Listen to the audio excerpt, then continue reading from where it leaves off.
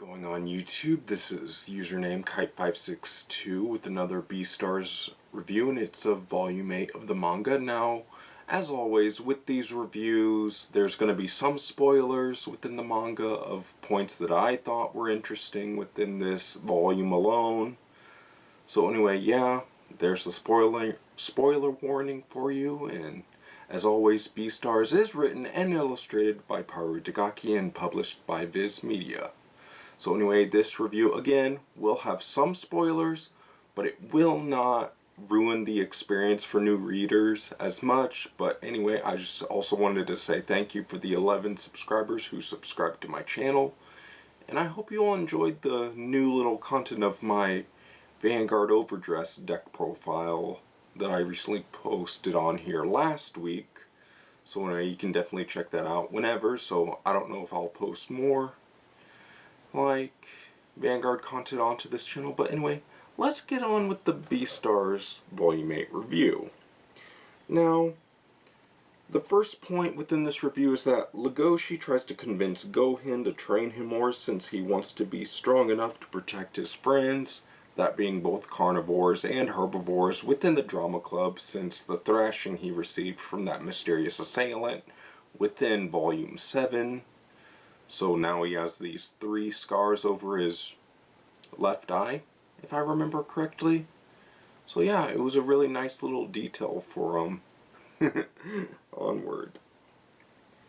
And then on top of that, Gohan tries to convince Legoshi to eat back alley meat. However, that goes against Legoshi's principles. So this takes place that Gohan is training Legoshi on how to get strong without eating meat, and Gohan really believes that Legoshi can do this with the little montage of the manga that Volume 8's showing. And it's just, all these volumes are just really interesting, and they just keep on getting better and better with quality panel wise, and it's just absolutely wonderful to witness.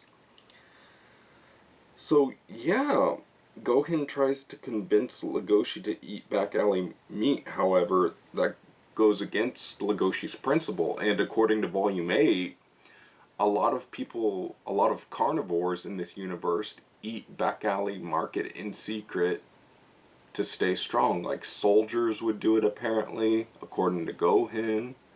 So it's just a really phenomenal experience within this volume alone.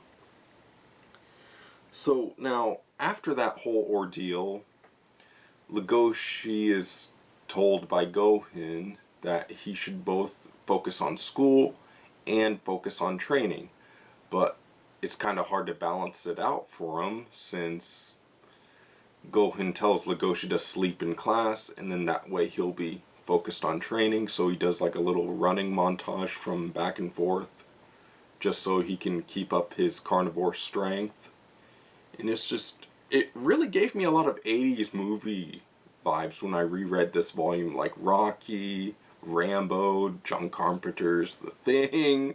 It's just, a lot of these panels within both like the end of Volume 7 and now Volume 8, it really gave me a lot of 80s movies vibes. And it was just really wonderful to see those little hints and everything, and it's just an absolute treat. So anyway,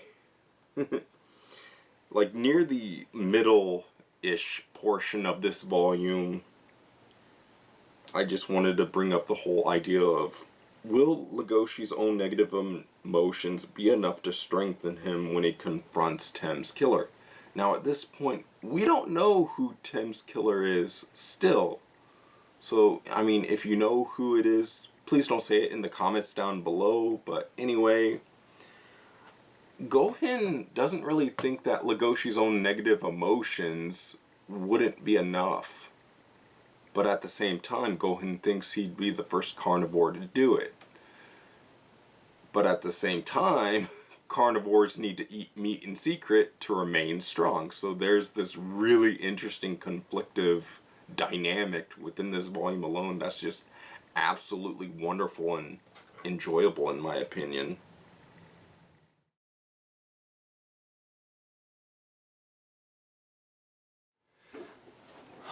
sorry for the long pause. Anyway, I left off on point 4. Will Legoshi's own negative emotions be enough to strengthen him when he confronts Tim's killer? In my honest opinion, yes and no. To me, it's a dual-edged sword, but all in all, having negative emotions like anger, rage, support you within these kinds of situations is an important factor, but it doesn't mean everything, and I'm just going to leave it at that. So anyway, as the manga goes on, then we got point 5. According to Pina, every beast has their own definition of being sincere. Now, what does this mean?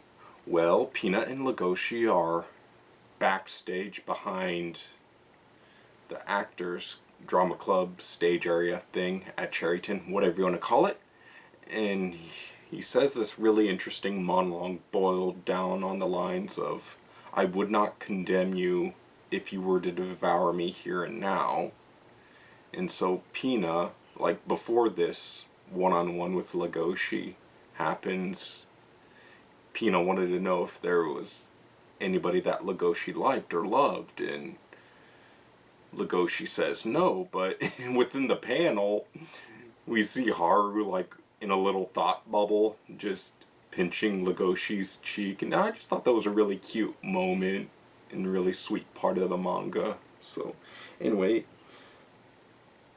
farther beyond within the manga itself, we go back to Louis' point of view as the new boss of the Shishigumi, and he crosses paths with this female gazelle named Cosmo. And she's an exotic dancer, stripper within the Beastars universe. So hopefully we'll see more of her down the road, some character development. Positive or negative? I don't know. So yeah, Louis saves Cosmo for being eaten by one of her carnivore customers. Now, again, like I said, Cosmo is a stripper. There, I said it. Exotic dancer, whatever you want to call it. So, anyway, Louis and the Shishigumi lions save Cosmo from getting devoured by one of her customers. And this is like she was doing him a special service within the male carnivore's bathroom. And I'm not going to go into further detail than that. If you want to read the manga, go ahead. So I'm just going to leave it at that. But it was a really well drawn out, illustrated scene. Just how the carnivore's fangs were just protruding from his face and how his eyes seemed to be rolled back into his head. And I just thought that was a really interesting point of the manga. So anyway, point 7. Louis also tries to permanently drop out of Cherryton while forcing Ogama, his adoptive father, at gunpoint so Louis can return to the darkness of the back alley market. Now, this scene really took me for a surprise after rereading this volume, and I just thought it was absolutely a really heart-wrenching but badass moment for Louis, and it's just the way that Paru illustrates emotion is just, in my opinion, really well done and really great. So when this whole scene between Louis and Ogama happened, it's just really creepy. Like, Ogama just really gives me this, like, Shin Megami Tensei Persona 5 kind of villain kind of vibe, but with some hints of Albert Wesker, but that's just me. But I just feel like I really do hope that we get to see more of Ogama's character, like, build up within this manga. So, again, that was just a really great point. And again, Louis holds his own adoptive father at gunpoint, and it was just, you can just see the stress on his face, just the anger, just the pure rage. Like, I'm surprised Louis had the guts to not pull the trigger, and Ogama just puts his hand like right upon the barrel of the gun. I cannot talk today, so these volumes just keep on surprising me from one direction to another.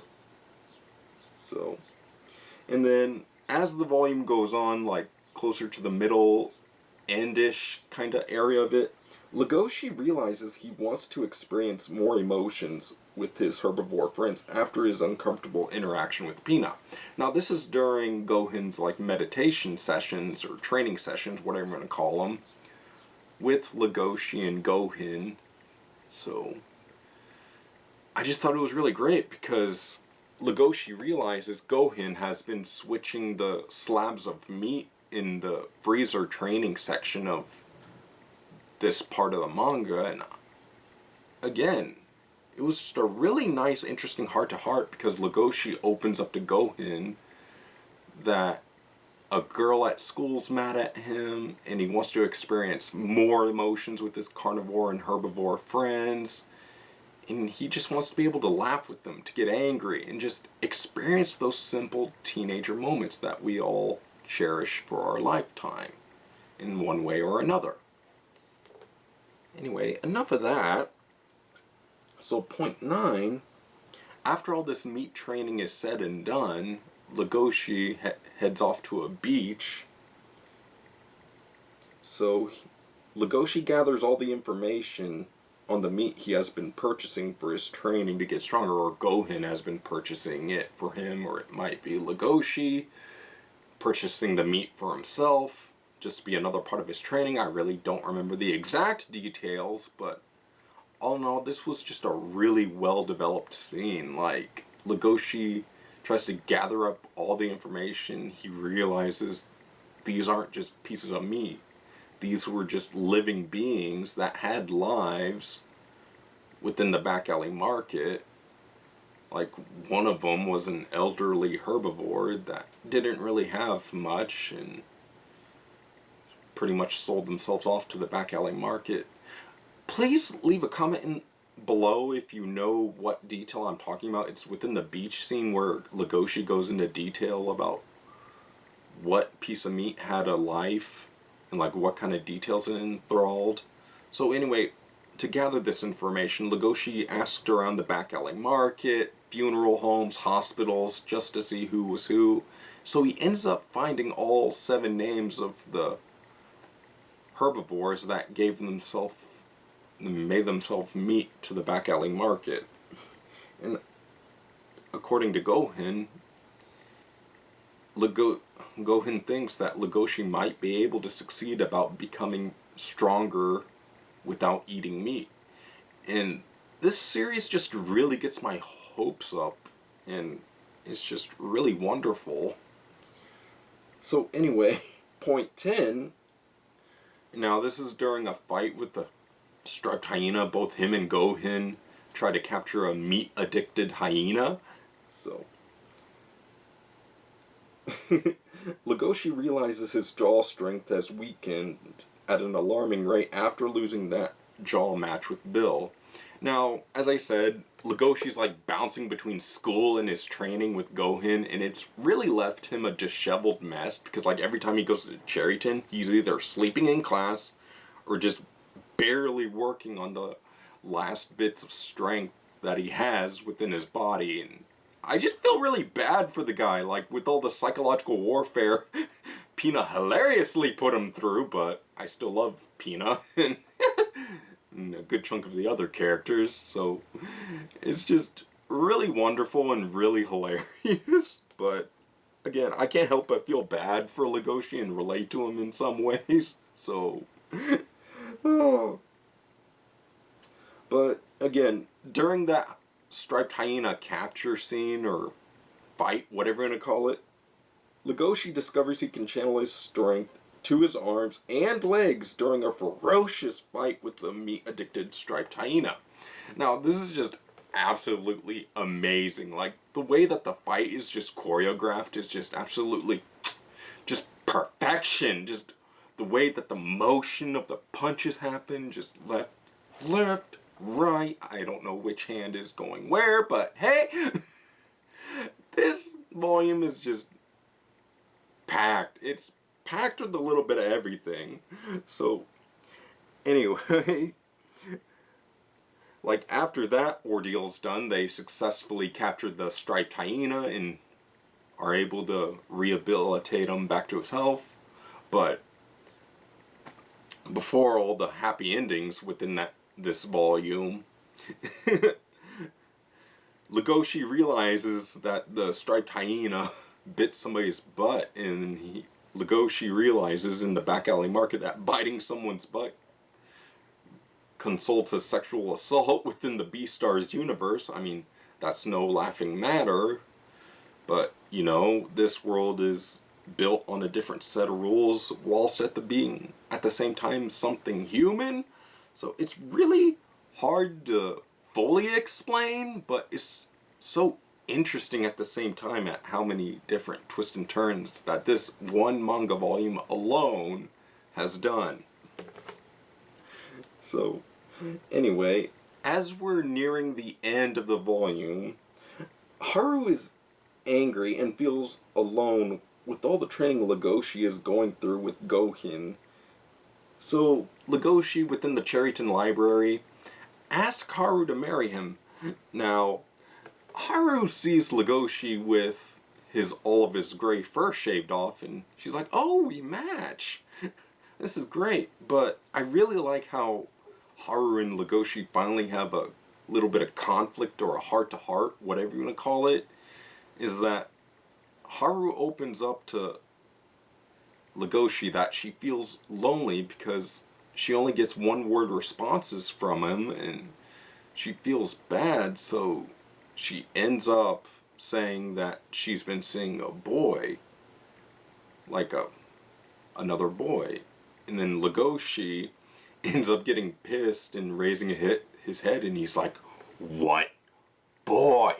Like, who is this other guy? So after their conversation, it gets to a point where Legoshi says, Legoshi thought Haru would still be waiting for her because Legoshi's getting stronger to protect Haru and all of his other herbivore friends. And Haru said, you actually believe that? And he's like, yes, in some degree. So I'm sorry. I mean, Legoshi is a lovable character, but like some of his actions just make me giggle like crazy. So all in story short, like after Legoshi asked Haru to marry him, Haru's like, no, I don't want to marry someone as self-absorbed as you. But before that, there were like steps that were completely yeeted out of the window. She's like, no, we first gotta date a couple of times for a while and just really get to know each other and really open up to one another. This relationship kind of feels rushed in some way. In my opinion, I kind of agree. So, oh, man.